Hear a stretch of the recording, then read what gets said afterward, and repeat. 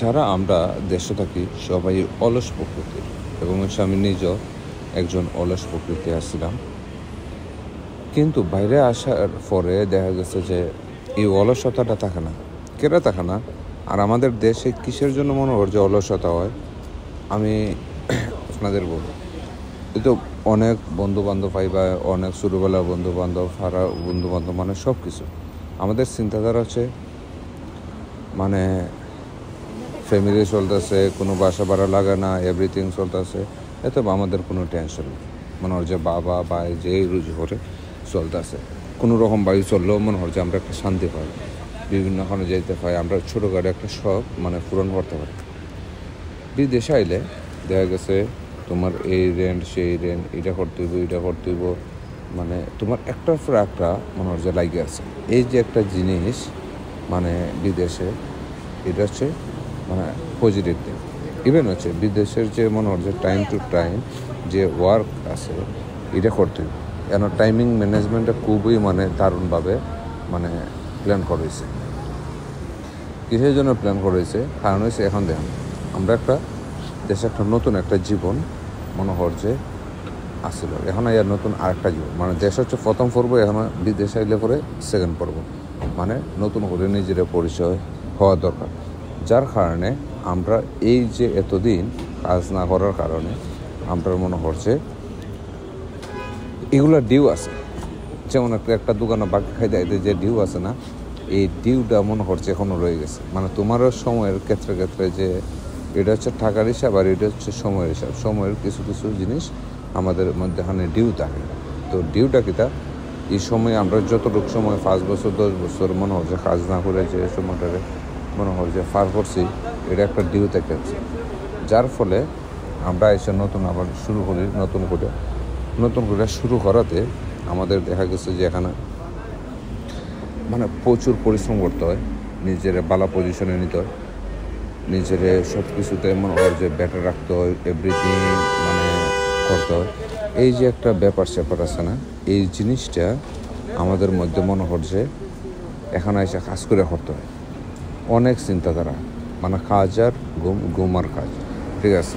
এবং হচ্ছে যারা এক্সট্রা অর্ডিনারি আছে, এখানে এক্সট্রা অর্ডিনারি কাজও লাগে, হেল্প করে, বাট এখানে যে একদম মারাত্মকভাবে যে যেতে পারে তা না। কিন্তু এখানে আইসা যে কোনো নতুন যে কোনো ধরুন আইসা নিজের ছেলে লেগে প্রথমে গীতা করতে হইব আর কি, বালা ঠিক না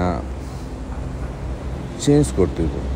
ওই যে আইসা যে নিজের ধাক্কার মধ্যে পড়ে যে একটা যে জিনিসটা সেখানে নেই, টাইম টু টাইম দেওয়া কিংবা গীতা দেওয়া, এটা আসলে আলাদা একটা ব্যাপার স্যাপার, বুঝছো নি? এই যে আলাদা একটা ব্যাপার স্যাপার আছে, এই জিনিসটা আসলে আমাদের অটো হয়ে যায়, সব প্রবাস হয়ে যায়, যেটা মনে হয় যে অলস, যেমন আমি আমার মতো অলস জীবনে মনে হয় যে আর কেউ নাই। কিন্তু আমার এখন খুব হার্ড পরিশ্রম করতে হয়, কারণ অলসতায় এখন আসলে দিন শেষে ঠাই দিবে না। এখন আমার মনে হচ্ছে একটা ঘন্টা যদি যায়, আর একটা ঘন্টা 16 মিনিট, ওয়াও, তখন আমার মাথার মধ্যে 1 ঘন্টা, তখন আমার মাথার মধ্যে টাইমিং এবং হচ্ছে টাকার ইনকামটা ঢুকে। তো সবার ক্ষেত্রেই বিদেশে আসার পরে এটা মাইন্ডসেট হয়ে যায়, অটো মাইন্ডসেট হয়ে যায়, সবাই মনে হচ্ছে এইভাবেই চলবে। এখন কত হয়েছে, কার আগে কত টাকা বানাচ্ছে। আর আমরা যেহেতু বিদেশ আসি, অবশ্যই টাকা বানানোর জন্য মনে হচ্ছে আসে মেন ফোকাস। আর এগুলো সোসাইটি এগুলা রাখেন আলাদা হিসাবে, এগুলো কোনো কাজে আসে না, ঠিক আছে। আমরা আসলে আইসা আমাদের চিন্তাধারা থেকে বেরোতে না আমরা আসলে বিদ্ধ হয়ে যাই। আমাদের যে চিন্তাধারা, আমাদের যে ছোটোবেলা আমাদের যে এভরিথিং কাটছে না, এটা চিন্তাধারা করতে করতে কল্পনা করতে দেখা যাবে মাইসপর থেকে মনে হয় যে 5 বছর 10 বছর 20 বছর চলে গেছে, কোন দিকে বলতে পারবে না। এই যে একটা ব্যাপার স্যাপার, এটা আসলে এমনিতে হয়ে যায়, এটা হচ্ছে ন্যাচারালভাবে হয়ে যায়।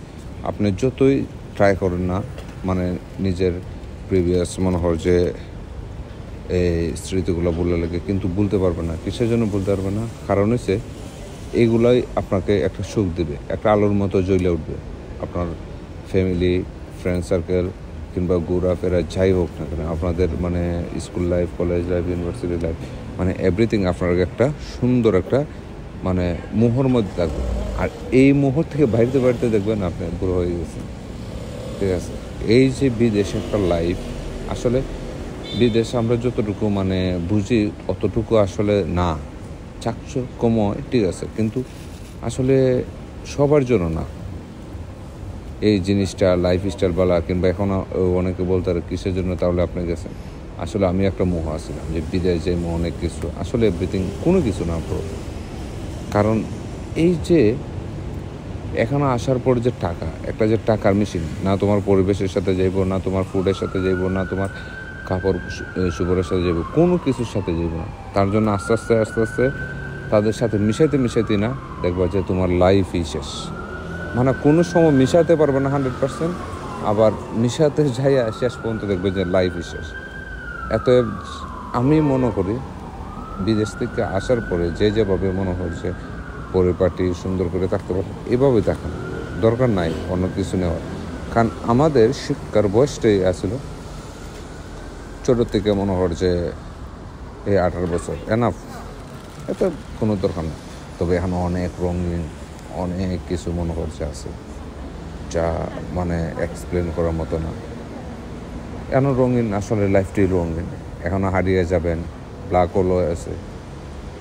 হোয়েল আছে, তারপর হচ্ছে আপনার মানে বিশাল বিশাল মনে করছে চন্দ্র গ্রহর মতো এইভাবে হারিয়ে যাবেন, কোনো সমস্যা হবে না। এখন আপনার হারালেও সমস্যা নাই, আপনি যদি থাকেন তাও সমস্যা নাই।